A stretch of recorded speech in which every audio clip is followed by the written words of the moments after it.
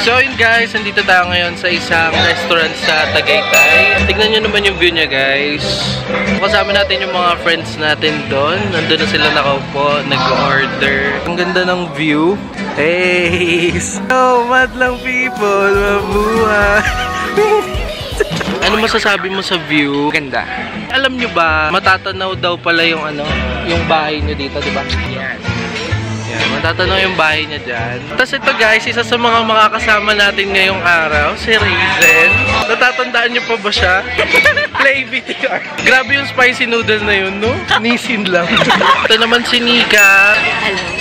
Grabe yung energy yan, ha? Grabe, life-changing yung energy mo, ha? Kilos natin dito. Ano masasabi mo sa view? Okay naman. Great. Ang hagard ko, girl! Hindi, atik na mo ang fresh mo nga dyan, no? Ayun, Diesel. Oh, yes. Mini-missy muna. Kamusta ka, Anika?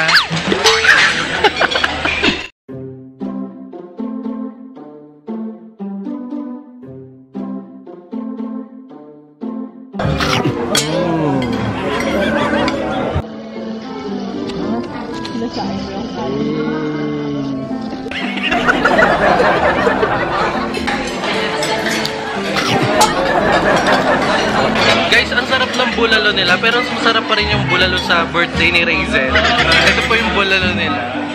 Ang dami pa pong natira. Sa mga gusto mag-uwi, comment below. Yan guys, saksakin na kami sa Bukyo. Kasama namin si JM. Shy type.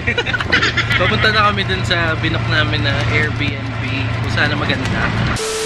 Guys, nandito namin ngayon sa binok namin sa Airbnb. So, ito yung house. Meron siyang 3 bedrooms. Malawak na malawak siya sa loob. So, ngayon ipapakita ko siya sa inyo. Ito yung pintuan nila. Ito yung pinaka main entrance. May mga makikita po kayong tao sa loob. Dito po si JM, si Raizel.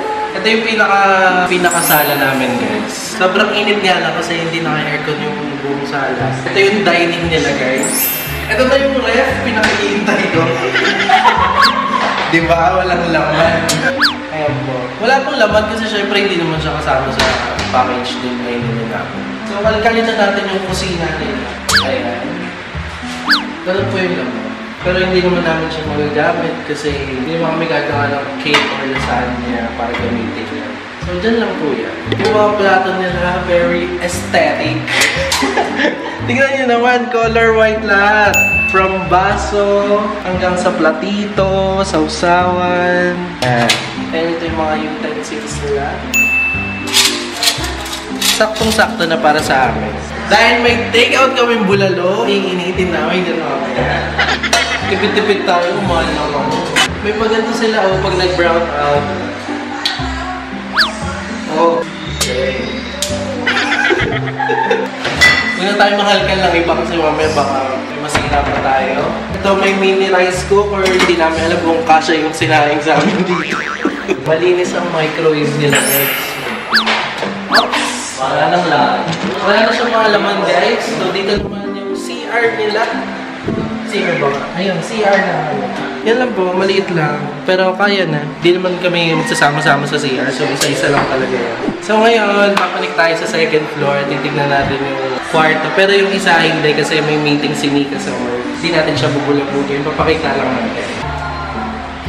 Ito yung unang kwarto guys. Ito yung pinakamalaking room. Andyan si Nika. Meron siyang meeting sa work. So dito naman tayo. Dito tayo sa room ni Raizel. Ay, meron pa ito tayo mga dyan. Ito, meron silang may pa-chest sila. Tapos may ceiling fan pa. Uy, gumagana.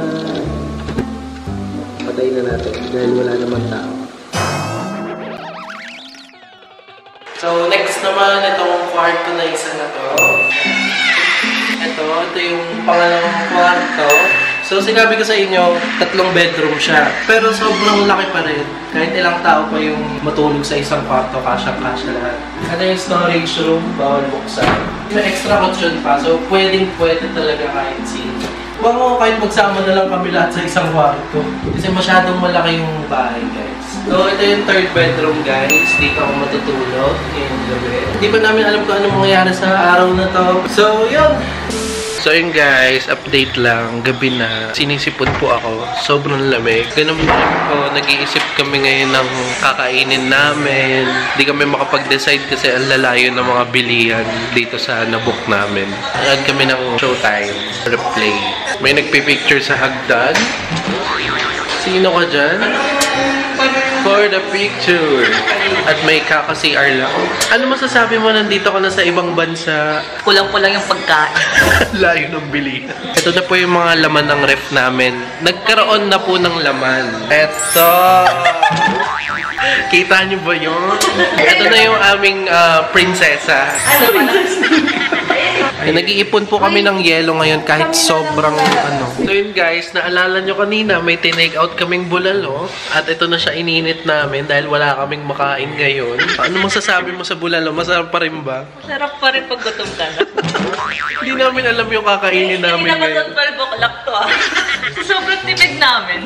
Titikman natin yung sabaw kung okay pa ba. Mukbang. Mukbang ng bulalo. Sarap. Kaya pala dito sa ibang bansa. Usapan lang sabi mo, konti lang. Diba? Naghahatian kami sa isang mangkok. Tignan naman. Dapat lang talaga maghugas. Maayaw maghugas. Sobrang gutom na kami. Alam niyo ba anong oras na? Magte-10 na ng gabi. Wala pa kami 9 dinner. pa lang, B. Ay, 9 pala, 9. Last na kain namin, alas 12. Tapos nagpaplano pa sila uminom. O ano na, patay na kami mamaya. Sarap guys. Shout out dyan sa ano.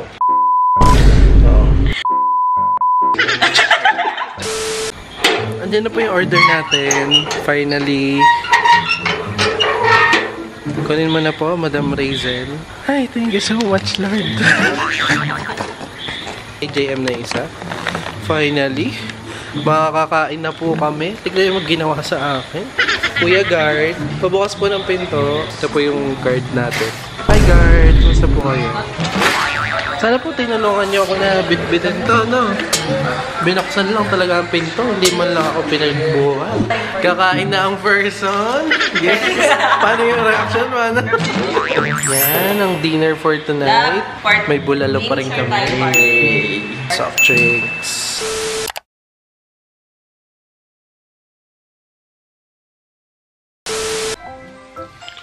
So yun guys, good morning po sa inyo. Yan. Kagising ko lang po. At nag-a-alarm pa yung phone.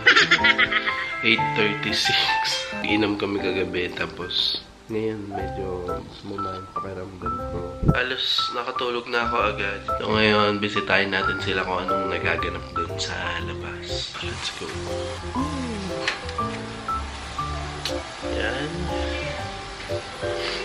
Malamig pa rin. Nandito yung dog.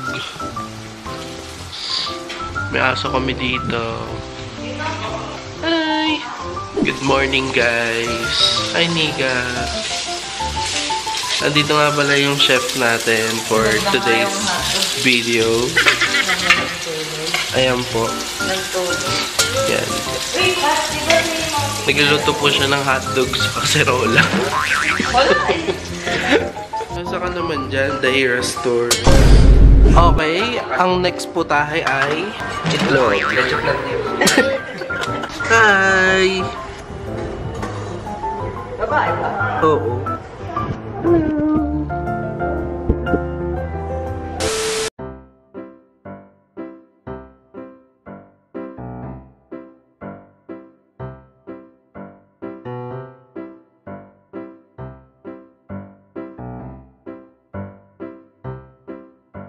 So yun guys, last destination na sana namin to sa Tagaytay, yung Starbucks.